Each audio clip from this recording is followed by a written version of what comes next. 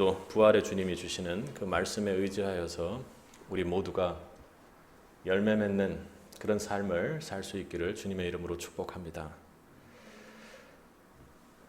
여러분, 100세의 철학자 김영석 교수님이 본인이 딱 100세 때 역경의 열매라는 그런 연재의 제안을 받았다고 합니다. 그러니까 한 2, 3년 전이겠죠.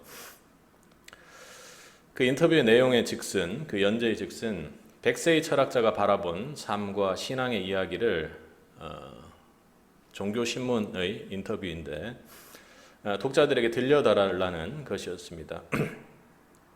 그분이 여러 차례 고사했지만 그 100세 때 뒤늦게서야 그렇게 받아들이시면서 이런 말씀을 하셨습니다. 아름다운 열매를 맺는 것이 크리스찬의 인생이다. 크리스찬에겐 따로 정년이나 은퇴의 시기가 없다고 생각한다. 100세 되시는 분이 이런 얘기를 하니까 참 큰 의미가 있습니다. 그죠? 기독교인은 삶을 마무리하는 그날까지 이웃을 향한 사명을 계속 품어야 한다. 달리 말하면 이것은 크리스찬의 소명이다. 삶을 마라톤 경기에 비유해 본다면 지금 내가 서 있는 곳은 골인 지점이다. 이 마지막 지점을 알차게 마무리해 아름다운 열매를 맺어야겠다는 것이 내 생각이다.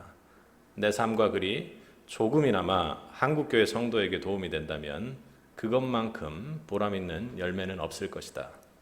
오늘부터 연재가 시작되는 역경의 열매도 그 열매가 되기를 기대한다. 어떤가요, 여러분? 우리가 사명 때문에 100세까지 이 땅에 있게 될지 아닐지 모르지만 만약 있게 된다면 여러분 100세 때의 모습은 어떻고 여러분은 그때 어떤 열매를 맺길 기대하고 계십니까? 우리도 이와 같이 믿는 자들에게 또 그리고 믿지 않는 자들에게도 신앙인으로서 존경받고 또 그리고 큰 열매 맺는 삶을 살 수 있기를 소망해 봅니다. 인생은 우리가 열매에 의해서 평가된다고 할 수 있습니다. 그러니까 결과물이죠. 사람의 세상의 이야기로는. 유대인의 지에서 탈무드에서는 나무는 열매에 의해서 평가되고 사람은 그 행실에 의해서 평가된다고 말했습니다. 오늘 본문도 나무의 이야기가 나오는데 열매에 의해서 예수님께 혹독한 평가를 받고 심지어는 논란은 있지만 저주까지 받았다고 말하는 무화과 나무에 대한 이야기가 나옵니다. 우리가 함께 읽은 오늘 본문의 앞선 본문을 한번 읽어보겠습니다. 우리 12절과 11장 12절과 13절입니다. 함께 읽겠습니다. 이튿날 저희가 나왔을 때 예수께서 시장하신지라 멀리서 잎사귀에 있는 한 무화과 나무를 보시고 혹 그 나무에 무엇이 있을까 하여 가셨더니 가서 보신즉 잎사귀 외에 아무것도 없더라. 이는 무화과의 때가 아님이라. 아멘. 예수님께서 예루살렘을 향해 가실 때 시장한 기운을 느끼셨습니다. 그래서 길가에 있는 무화과 나무를 보시고 열매를 따서 먹기 위해 가까이 가셨습니다. 근데 막상 그 무화과 나무에 가보니 열매는 없고 잎사귀만 무성하게 있었습니다. 그러니까 예수님께서는 열매를 얻기 위해 가셨는데 매우 안타깝고도 어려운 실망스러운 마음이 있으셨을 것입니다. 예수님께서 어떻게 하셨습니까? 우리 14절을 이어 읽겠습니다. 예수께서 나무에게 일러 가라사대 이제부터 영원토록 사람이 내게서 열매를 따먹지 못하리라 하시니 제자들이 이를 듣더라. 예수님께서는 무화과 나무가 열매를 맺지 못한 것을 보시고 매우 무척 실망하시고 그 무화과 나무를 향해 이제부터 영원토록 사람이 내게서 열매를 따먹지 못하리라 하고 이렇게 말씀하셨습니다. 그리고 이어서 눈으로 내려가 우리가 오늘 본문으로 읽은 20절을 보면 그 다음날 제자들이 지나가다가 무화과 나무가 뿌리채 말라버린 그 사실을 발견하게 된 것입니다. 이제부터 영원토록 사람들이 내게서 열매를 따먹지 못하리라. 원래 무화과 나무는 이 시기에 제대로 된 열매를 맺지 못하기 때문에 맺혀져 있는 그 열매를 통해서 여행객들이 이렇게 한 번씩 따먹고 지금 현재 그렇게 한다고 합니다. 그런데 주님이 시장하셔서 무화과의 열매를 찾으셨으나 찾지 못하자 그렇게 저주를 하셨습니다. 여러분이 아는 예수님의 모습과는 좀 다른 모습이죠. 만약에 여러분 예수님을 상상해 본다면, 예수님께서 이렇게 하셨다면, 예수님이 이 땅에 오신 목적, 자신의 백성들에게 생명으로 유익이 있기 때문에 이런 비유를 예수님께서 하셨을 것입니다. 말씀을 계속 묵상해 보면 여러분은 어떻습니까? 이 무화과 나무가 오늘날 우리의 성도의 모습은 아닌지, 혹은 우리 교회를 향해 하나님께서 주시는 말씀은 아닌지 하고 묵상하게 됩니다. 그래도 예수님이 무언가를 저주했다라는 것은 좀 이해가 안 가지만, 그렇다면 예수님께서 이 열매 없는 나무를 통해 우리에게 주시고자 하는 강력한 교훈의 메시지가 있을 것입니다. 먼저 우리가 첫 번째로 이 열매 없는 무화과 나무의 교훈으로 살펴볼 것은, 예수님께서는 우리의 열매를 기대하시고 찾으신다라는 것입니다. 그것이 때나 어떤 조건이나 상황에 상관없이 우리의 열매를 언제나 열망적으로 기대하고 계신다라는 것입니다. 여러분, 내가 만약 나무라고 생각해 보십시오. 여러분 원하는 게 뭐겠습니까? 잘 자라 성장하고, 그리고 또 꽃을 피우며, 가장 중요한 것은 풍성하고도 충만한 열매를 맺는 것이 우리의 소망일 것입니다. 오늘 본문의 이스라엘을 향한 예수님의 기대 또한 그러하셨던 것이죠. 이스라엘을 상징하는 나무는 두 나무가 있습니다. 한 나무는 여러분이 잘 아는 것처럼 포도나무 비유에 나오는 것처럼 포도나무이고, 또 오늘 이 두 번째, 오늘 본문에서 우리가 함께 다루고 있는 무화과 나무가 이스라엘 백성들을 상징합니다. 근데 이스라엘 백성들을 상징하는데 다른 이유는 없습니다. 이들이 가지고 있는 공통점은 다른 데 쓸모가 있는 것이 아니라 이들은 열매에 그 나무의 본질이 있다라는 겁니다. 그러니까 포도나무와 무화과 나무가 때를 따라 열매를 맺지 못하면 아무짝에도 쓸모가 없다라는 것이죠. 그래서 성경에 만약 열매를 맺지 못하는 나무라면 뽑아서 불로 태워버리는 길밖에 없다고 그렇게 말하죠. 여러분, 무화과 나무는 열매를 맺어야 합니다. 그런데 예수님이 무화과 열매를 얻으려 했는데 열매가 없었다라는 것이죠. 그러나 문제는 때가 아닌 때 예수님이 열매를 요구하러 가셨다는 것이기도 합니다. 그렇지만 예수님이 무화과 나무에 가서 열매를 지금 현재 좀 이른 때 같지만 요구했던 충분한 이유는 있었습니다. 왜 예수님께서 무화과 나무를 보시고 열매를 기대하셨을까요? 그것은 잎사귀가 무성했기 때문입니다. 오늘 무화과 나무에 대해서 이렇게 저렇게 살펴보고 제가 무화과 나무에 대해서 조금 연구를 해보니, 무화과 나무는 한 나무일 텐데 열매가 그렇게 한 번에 열린다는 학자, 그리고 여러 번 열린다는 학자, 이렇게 있어서 실제로 이스라엘을 통해서 경험해 본 목사님과 이렇게 이야기를 나눈 어떤 그 인터뷰의 내용들을 확인을 해보니, 무화과 나무가 여러 번 이렇게 열리는데 지금 이 6월절 시기에 열리는 열매는, 6월절 이후에 열리는 열매는 실제로 우리가 무화과 나무가 제대로 익힌 열매라고 그렇게 이야기를 하고, 지금 이 시기에는 아주 작은 알, 그리고 이 알들은 따는 것이 아니라 무화과 나무에서 길 가는 행인들이 시장길을 채우기 위해서 먹었다고 합니다.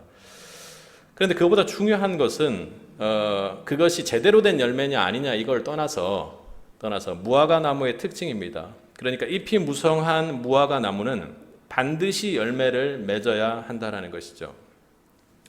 그러니까 무화과 나무는 3월경에 잎이 나서 6월경에 열매를 맺게 되는데, 그러기에 예수님이 무화과 열매를 얻으려고 하신 때는 6월절 무렵인 4월 중순쯤입니다. 그러니까 이 무화과 나무가 한 번 열매를 맺든 세 번 열매를 맺든 반드시 잎이 무성하다면 가서 그 나무를 뒤져봤을 때 거기에 열매가 맺혀 있어야 한다라는 것이죠. 이때는 다른 나무들이 잎을 막 트려고 하는 때인데 그 무화과 나무는 눈에 띄게도 잎이 무성하니 우리가 무엇을 기대하겠습니까? 열매 또한 아주 잘 맺혀 있을 것을 기대했을 것입니다. 여러분, 우리의 신앙에도 잎이 무성하다면 분명 열매가 제대로 맺혀 있어야 합니다. 그것이 정상이죠. 그런데 오늘 이 본문의 나무는 잎은 무성했는데 열매를 맺지 못했던 것입니다. 이 무화과 나무의 저주를 통해서 주시는 교훈은 이스라엘 백성들이 하나님께 선택받은 민족이지만 하나님이 원하시는 그러한 열매를 맺지 못하고 살고 있다는 것을 상징합니다. 겉으로는 잎이 무성해요. 그런데 그들의 신앙 모습은 어떻습니까? 잎사귀처럼 화려합니다.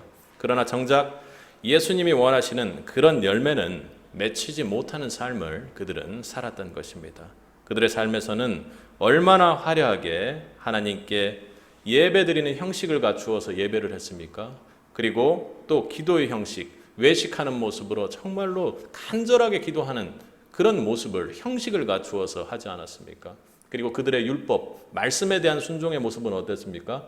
그 순종을 위해 싸우는 것이 아니라 하나님을 사랑함으로 하나님의 말씀을 순종하는 것이 아니라 그 말씀 자체를 율법화해서 그들이 지키면 더 선행을 하는 것처럼 그렇게 생각하며 살았습니다. 아주 종교적인 행위는 그들은 끝내주게 잘하는 민족이었습니다. 그러나 하나님이 원하시는 진정한 열매가 나타나지 않았다는 것입니다. 예배를 드리는 것, 기도하는 것, 그리고 말씀, 그 모든 신앙생활을 잘 형식적으로 해내는 것 참 중요합니다.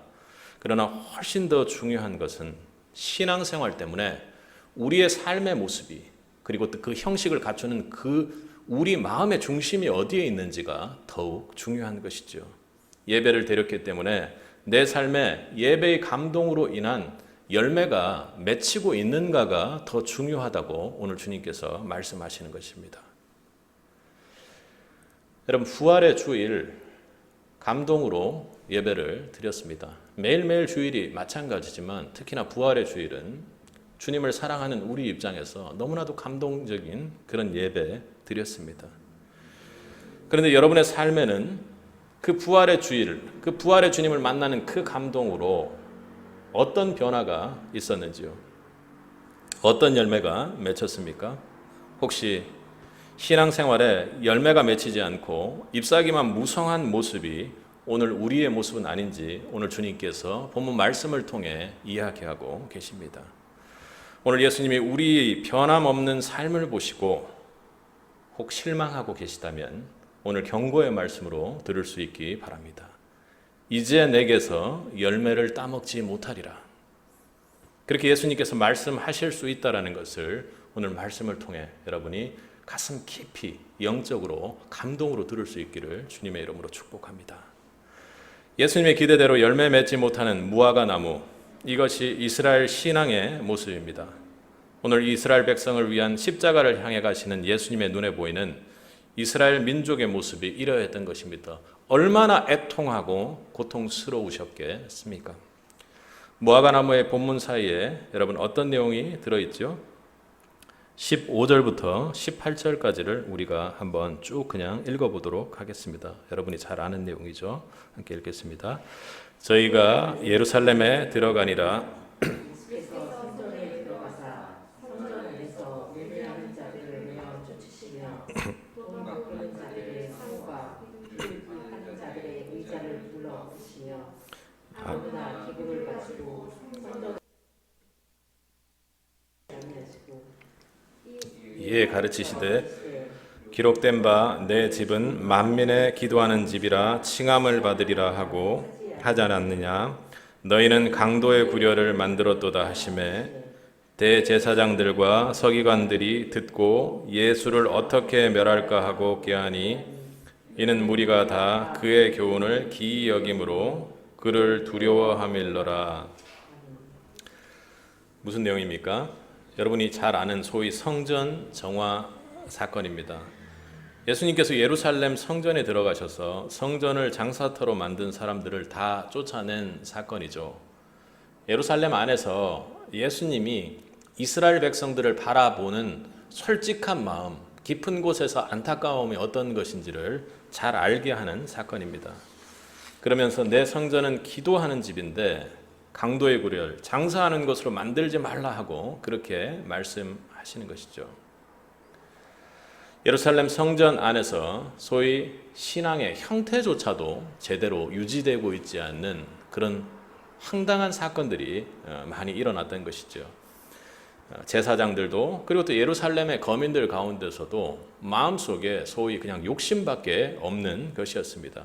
신앙의 본질은 외면되고 그들이 그 잘못된 형식, 율법, 외식이 그들을 지배하고 있던 것, 그것이 바로 예루살렘의 신앙의 모습, 아니 신앙이 아닌 종교의 모습과 일치했던 것입니다. 예수님은 오늘 우리에게 우리가 열매 맺는 삶을 살도록 기대하시고 그런 열매 맺는 자를 찾고 계십니다. 오늘 예수님이 열매 맺는 무화과 나무를 저주하시는 장면에서 예수님께서 오늘 우리가 얼마나 열매 맺기를 간절히 바라고 계시는지를 깨닫게 됩니다. 무화과 나무는 꼭 한 가지 목적을 위해서 존재하는 것입니다. 바로 열매 맺는 것이라고 앞서 이야기했죠. 그와 마찬가지로 저와 여러분 모두 이 크리스찬이 존재하는 목적은 꽃을 만발해서 피우기 위함이 아닙니다. 그리고 잎사귀를 세워 그 어떠한 것도 속에는 없으면서 폼을 잡으려고 그렇게 신앙생활을 하는 것도 아니죠. 우리가 존재하는 목적은 무엇입니까? 주님께서 이렇게 열렬하게 간절하게 찾으시는 그 열매를 주렁주렁 맺고 하나님께 그 열매를 내어드림으로 기뻐하는 그런 삶을, 열매 맺는 삶을 살고 살아가기를 기대하고 계시는 것입니다. 하나님이 기뻐하시는 삶의 열매, 그 열매를 통해 주님께 영광 돌리고 이 땅에 하나님의 영광을 드러내려고 존재하는 것, 그것이 우리 크리스찬의 유일한 삶의 목적입니다. 여러분 그것을 믿으십니까? 아멘이라고 화답한다면 오늘 내 신앙의 열매는 대체 무엇인지 여러분 마음속으로 고민해 보셔야 될 것입니다. 그렇다면 우리가 또 두 번째로 살펴볼 것은 우리가 이 열매 맺는 삶을 위해 오늘 예수님께서 이렇게 강력하게 경고하시면서 하는 와중에 주신 그 점검의 메시지가 무엇인지를 한번 살펴보려고 합니다. 여러분 열매 맺는 삶을 살기 위해 어떻게 해야 합니까? 작은 하나로 하나님을 절대적으로 믿고 신뢰해야 합니다. 우리 20절과 21절을 한번 이어 읽어보도록 하겠습니다. 함께 읽겠습니다. 저희가 아침에 지나갈 때 무화과 나무가 뿌리로부터 마른 것을 보고 베드로가 생각이 나서 여짜오되 랍비여 보소서 저주하신 무화과 나무가 말랐나이다. 14절에 이어 그렇게 구조상으로 성경 구조상으로 이 성전 정화 사건이 샌드위치처럼 딱 끼어 있고 그 다음 다시 무화과 나무에 대한 이야기가 나오죠. 하루가 지나 보니 무화과 나무가 주님께서 그렇게 말씀하셨는데 정말로 메말라 버렸습니다. 주님께서 그 무화과 나무를 향해서 그렇게 얘기했을 때 그냥 지나갈 만도 한데 이런 상황을 보니 베드로가 아니 정말 주님께서 말씀하신 대로 이 나무가 열매 맺지 못하게 말라버렸습니다. 놀라움으로 주님께 그렇게 물었습니다. 그렇게 예수님께서 뭐라고 답을 하셨습니까? 함께 읽겠습니다. 22절입니다. 예수께서 대답하여 저희에게 이르시되 하나님을 믿으라. 아멘. 예수님 말씀하시는 열매 맺는 중요한 원리는 매우 간단 명료합니다. 우리를 만드시고 모든 열매에 축복되시고 근원 되시는 바로 그 하나님을 믿으라고 말씀하고 계십니다. 하나님을 믿는다라는 것은 창조자 되시고 그리고 하늘의 권세 그리고 그 권세가 이 땅에서도 이루어진다라는 것을 믿는 것입니다. 창조자 하나님께서 창조자의 권세로 피조물의 세계를 다스리고 주장하고 계시다라는 것, 그 섭리를 우리가 강력하게 믿는다는 것이죠. 전능하신 창조주 하나님께서는 산도 바다도 해도 태양도 우리의 모든 시간도 관리하시는 분임을 여러분 믿으십니까? 단순히 인간이 무언가를 계획하고 짜고 관리하는 그 차원을 넘어 우리가 상상할 수도 없는 그 섭리 가운데 하나님께서 모든 것을 다스리고 계십니다. 이 사실을 어린 아이처럼 순전하게 믿어야 합니다. 오늘 22절 본문 말씀이 하나님을 믿으라고 하는데 다른 것이 없고 딱 하나님을 믿으라는 그 말 한마디이죠. 순전하게 믿어야 합니다. 우리 23절을 함께 읽겠습니다. 내가 진실로 너희에게 이르노니 누구든지 이 산더러 들려 바다에 던지우라 하며 그 말하는 것이 이룰 줄 믿고 마음에 의심치 아니하면 그대로 되리라. 잘 생각해 보면 계절을 넘어서 열매 맺는 일, 또 산을 들어 바다를 옮기는 일, 그 본질은 같습니다. 어찌 보면 둘 다 우리가 생각할 때는 불가능한 일인 것 같습니다. 다만 하나님의 능력으로만, 하나님을 믿는 그 믿음으로만 가능한 줄로 믿습니다. 그래서 주님은 하나님을 지금 믿으라고 말씀하시는 것입니다. 참 믿음은 산을 옮기고 때가 아니라도 열매 맺는 일을 가능하게 합니다. 믿음의 사람은 그런 삶을 우리가 가지고 있는 상황, 조건, 그리고 우리의 외형, 그리고 우리의 죄에도 불구하고 그 모든 것을 넘어서는 그 하나님의 섭리를 경험하게 된다는 것입니다. 주님은 그런 삶을 지금 오늘 우리에게 요구하고 계시는 것입니다. 그리고 그런 삶을 살지 않는 사람은 주님께 합당치 않음을 오늘 예수님의 무화과나무 저주의 모습을 통해 우리에게 깨닫게 하시기 위해 오늘 이 말씀을 주십니다. 여러분, 하나님이 말씀하시면 그리 될 줄로 믿습니까? 그렇다면 그 말씀의 주인이신 하나님을 그 어떠한 조건도 없이 믿고 신뢰하시기 바랍니다. 내게 필요한 말씀만을 취사 선택하고 내 뜻대로 받아들이기에 앞서 정말로 그 하나님을 믿으라고 오늘 예수님께서 간곡히 권면하고 계십니다. 여러분, 하나님을 믿는다고 고백하시죠? 고백하십니까? 확신에 차서 그렇게 고백하시죠. 그런데 왜 내 삶에는 열매가 없는 것입니까? 오늘 예수님께서 그럼 이렇게 점검해봐라고 두 번째로 주시는 말씀은 열매 맺는 삶을 위해 작은 두 번째는 하나님을 신뢰하는 그 마음으로 기도하라는 것입니다. 하나님을 신뢰하는 사람은 순전한 마음으로, 순전한 믿음으로 반드시 기도해야 합니다. 자신의 어떤 문제도 가지고 나와서 기도해야 한다는 것이죠. 우리 24절을 함께 읽겠습니다. 그러므로 내가 너희에게 말하노니 무엇이든지 기도하고 구하는 것은 받은 줄로 믿으라. 그리하면 너희에게 그대로 되리라. 아멘.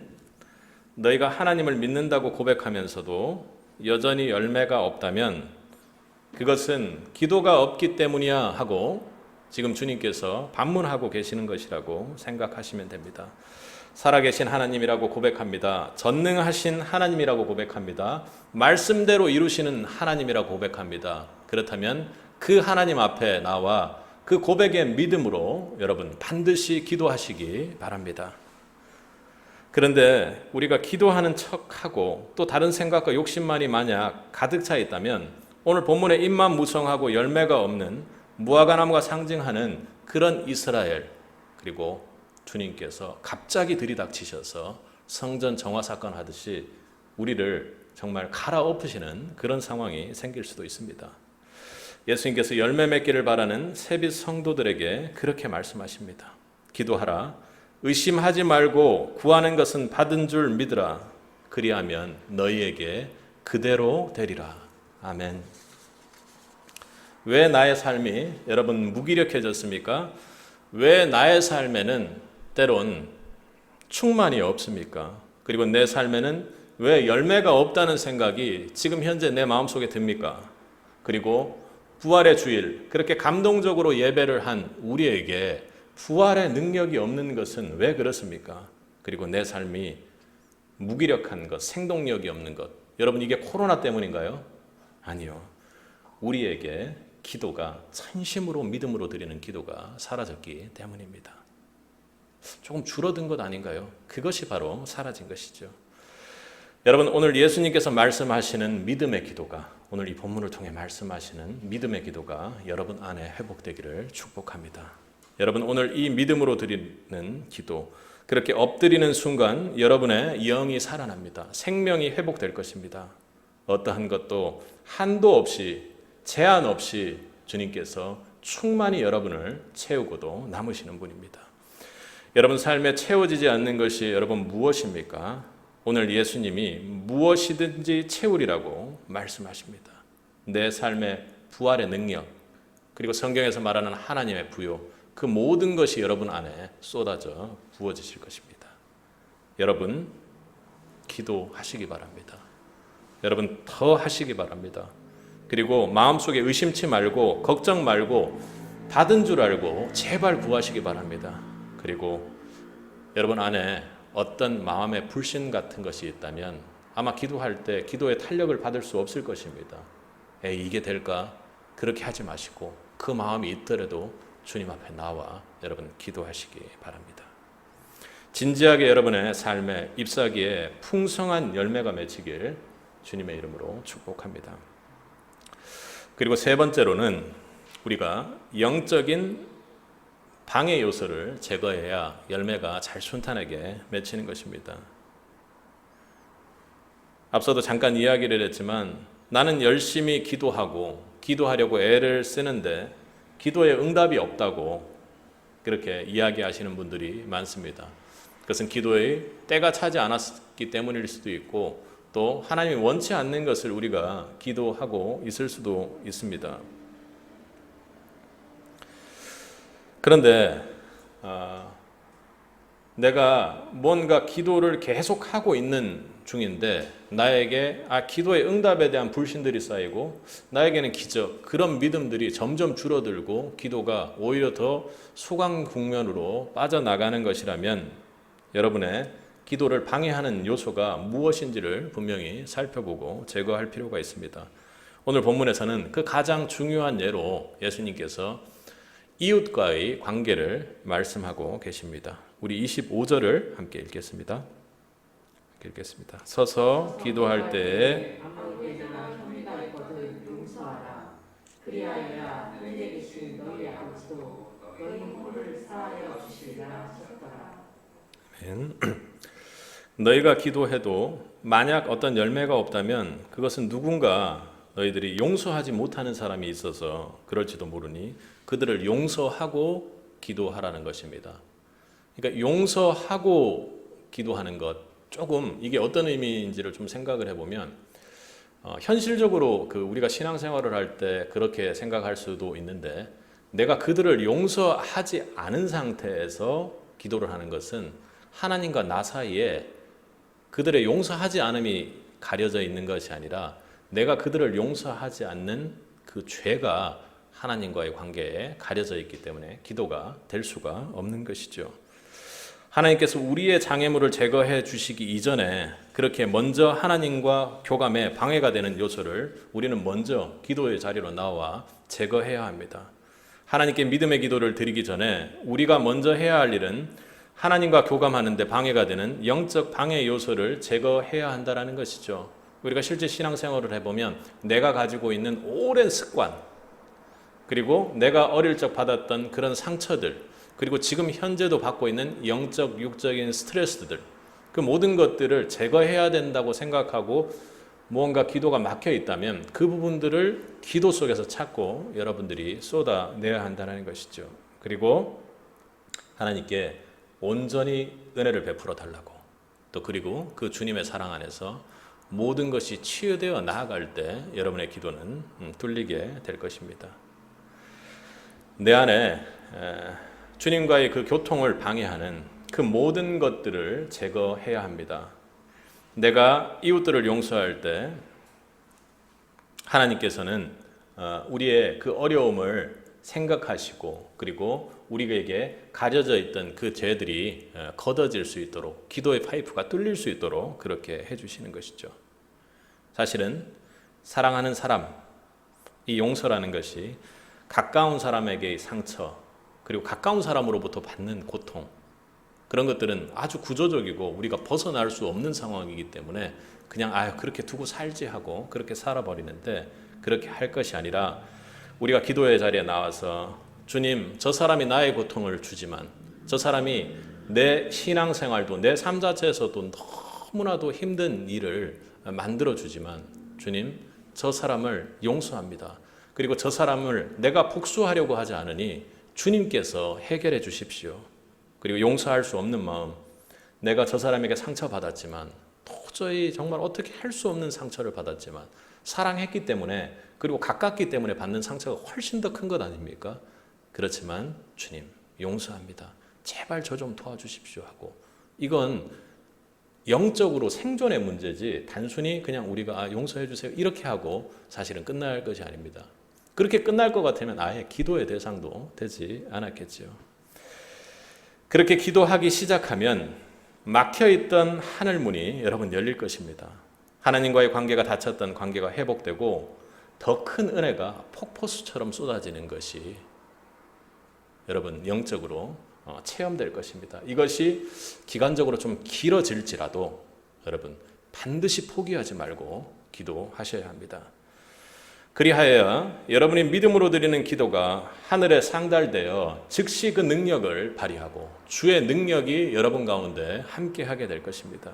그리고 여러분의 삶의 열매가 더욱 단단해지고 굳어지며, 그리고 맛있는 그런 열매로 익어가게 될 것입니다.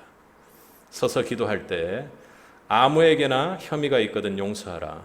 그리하여야 하늘에 계신 아버지께서도 너희 허물을 사하여 주시리라 하시니라. 아멘. 여러분 가운데 무언가 막고 있는 것이 있다면 반드시 해결할 수 있기 바랍니다. 여러분, 용서하지 못하고 있는 사람이 계세요. 주님의 명령으로 이번 주 안에 반드시 용서하시기 바랍니다. 이름을 부르며 기도하시고 용서 안 하기를 여러분 너무 오래 했으니 이 사람은 반드시 용서할 수 있도록 해달라고 이번 주 안에 여러분 기도의 승부를 한번 보십시오. 그럼에도 불구하고 용서 안 하기를 끝까지 고집하는 성도가 있다면 어떻습니까? 오늘 열매 없이 잎사귀만 무성한 무화과 나무, 그러니까 열매 없이 잎사귀만 무성한 무화과 나무가 되기로 작정하는 사람이 바로 그런 사람입니다. 기도를 일부러 막아버리는 것이죠. 그런 분은 없을 것입니다. 예수님의 저주가 아마 명해질지도 모릅니다. 오늘 본문에 예수님은 이스라엘을 향해 열매 맺기를 기대하셨습니다. 이것은 약간 기대한다, 이런 의미가 아닙니다. 예수님은 자신의 백성 이스라엘이 참으로 열매 맺는 삶을 살기를 간절히 절실히 열망적으로 열정적으로 바라셨습니다. 오늘 이해 안 되는 장면들이 두 가지가 있잖아요. 무화과 나무를 저주하는 예수님, 그리고 성전에 들어가서 갑자기 그 온유하고 그 사랑하고 자비가 넘치시는 분이 그렇게 강력한 어떤 자신의 의사 표현을 하시는 것을 보면 우리가 깨닫습니다. 오늘 본문 12절을 보면 예수님께서 시장하신지라 이렇게 표현했죠.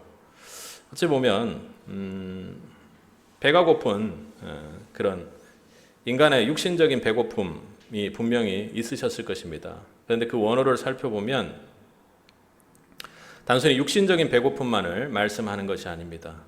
이것은 어찌 보면 갈급함, 갈망, 열망, 그때 사용하는 단어를 그렇게 사용하고 있습니다.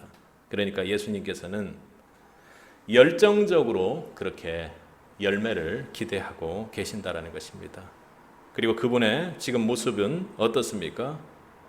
지금 십자가를 향해 자신이 하나의 열매가 되기 위해 그렇게 걸어가고 계십니다. 예수님 그분은 태초부터 저와 여러분을 구원하시기 위해 십자가에서 우리 모두의 첫 열매가 되기로 작정하셨습니다. 십자가의 첫 열매 대신 예수님을 내어준 그 하나님의 사랑을 받은 분이 바로 여러분이십니다. 복음이신 예수의 씨앗을 품고 있는 여러분이 얼마나 존귀한 존재, 얼마나 존귀한 열매인지를 꼭 기억하시기 바랍니다. 그리고 여러분을 통해 맺혀질 존귀한 열매를 소망하는 것이 여러분의 삶의 목적이 되길, 비전이 되기를 주님의 이름으로 축복합니다. 예수님은 오늘 우리를 향해 예수님을 닮은 또 하나의 열매가 되길 바란다고 말씀하고 계십니다. 여러분은 여러분이 얼마나 존귀한 열매를 맺는 그런 인생을 살고 계시는지 깨닫고 계십니까? 인식하고 계십니까? 여러분 가운데 예수가 있기에 여러분 삶을 통해서 맺혀지는 그 모든 열매는 예수님께서 여러분에게 심으신 그 복음의 씨앗으로 맺혀지는 그런 열매라는 것입니다. 주 앞에 영광을 돌리고 또 이웃들에게 너무나도 필요하고 이웃을 사랑하고 용서하는 그런 인생, 주 안에서 쓰임받는 인생, 열매 맺는 인생, 그리고 역동적이고 생동적이며 부활의 주님이 능력이 나타나는 그런 열매 맺는 인생을 여러분은 살길 원하십니까? 그렇다면 그 길은 오늘 무화과 나무에 열매가 맺히지 않은 그 말씀을 통해 열매가 없는 그 무화과 나무를 저주하는 그 예수님의 그 마음 속에 그 행동과는 다른 역설적으로 여러분들이 열매 맺기를 기대하는 이 말씀을 통해 우리가 깨달을 수 있습니다. 그 길은 하나뿐이죠. 먼저 창조주 하나님 앞에 나와 무릎 꿇고 그분을 절대 믿고 신뢰하시기 바랍니다. 그리고 그 하나님 앞에 믿음으로 엎드려 모든 영적 방해를 뚫고 간절히 제발 기도하시기 바랍니다. 모든 방해를 뚫어 주실 것입니다. 그 순간 여러분을 향한 하늘 문이 열리고 주의 능력이 쏟아질 것입니다. 내 삶이 살아 움직입니다.